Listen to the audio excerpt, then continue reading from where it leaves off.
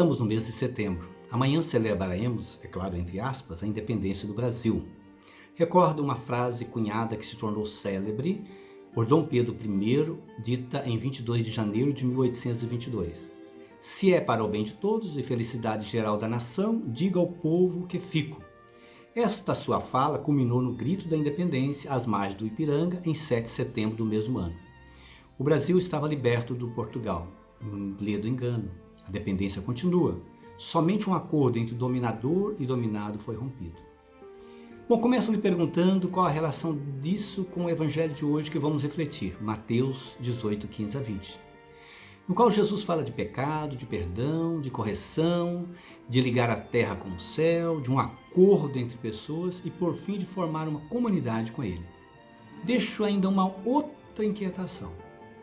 Em que essa fala de Jesus tem a ver com o livro do Deuteronômio, livro que a igreja nos propõe como reflexão neste mês de setembro, considerado o mês da Bíblia, porque nele, no dia 30, vamos celebrar a memória de São Jerônimo, o patrono dos biblistas.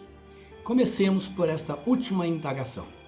O Deuteronômio é um livro de leis, por isso é pouco conhecido. Aliás, lei é uma coisa muito chata, não é? Quem já leu o Código Penal Brasileiro ou o Código de Direito Canônico da Igreja? Poucos. Eu só queria deixar sobre esse livro do Deuteronômio uma ideia, para entendê-lo a partir do Evangelho.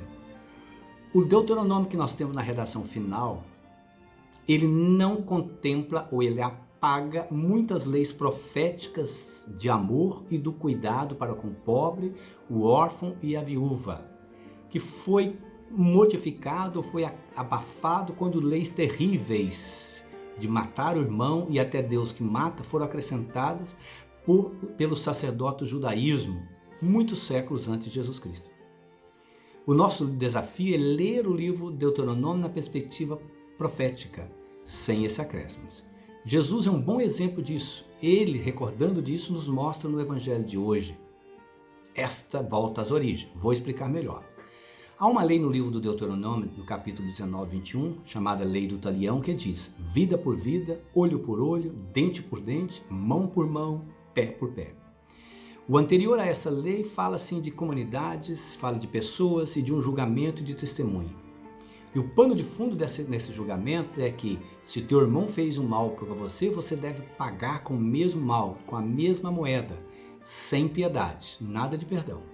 Jesus, sabendo disso e querendo resgatar os ensinamentos do perdão, querendo resgatar o ensinamento de origem do Pentateuco, propôs o perdão, a reconciliação e o entendimento a partir da linguagem do amor.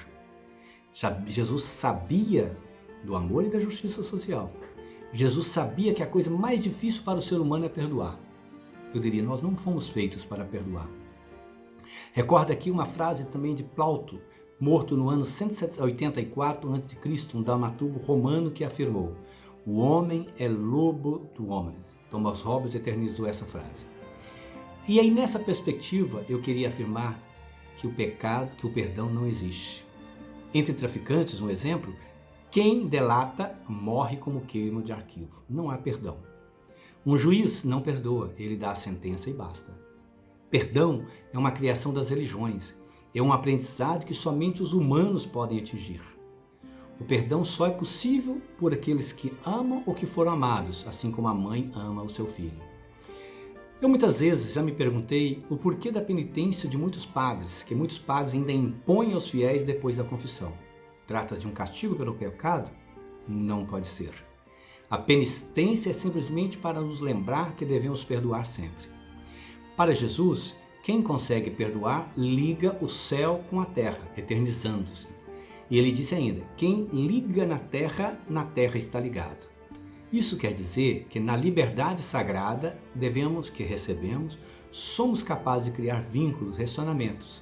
Como isso é bonito, maravilhoso. Só os humanos somos capazes disso. Coisas não criam laços afetivos. Temos a responsabilidade de criar laços, desatando os nós da depressão, do sofrimento que estão em nós e nos outros, ajudando-nos. Para que isso aconteça, só existe um remédio: o perdão. E sabe qual é a penitência? O amor. O perdão nos torna infinitos. Quem perdoa não perde, mas ganha o amor. E numa nova relação na finitude do ser humano, que sonha sempre ser semelhante e perfeito como Deus. Com o perdão, Deus, o Pai eterno em Jesus, fez sua morada definitiva no meio de nós. E nem é preciso construir outra morada vultuosa para ele, como outrora no Templo de Jerusalém, que era lugar de doutores que desviaram o verdadeiro sentido da lei que cuida dos pobres.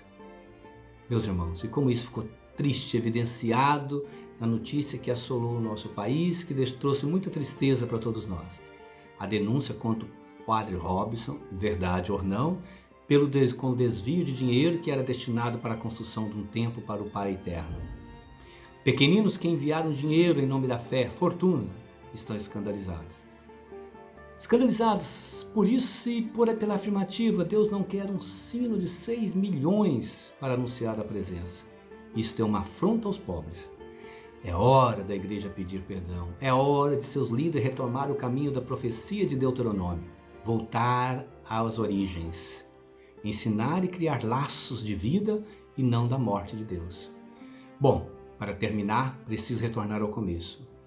Dom Pedro I, com seu fim, ficou para formar comunidade com os seus, que estavam no gigante país pela própria natureza.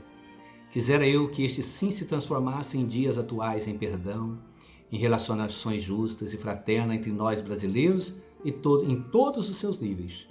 E que penitência fosse o fim do racismo, das desigualdades sociais, da corrupção política e de tantos outros sofrimentos que assolam o nosso país.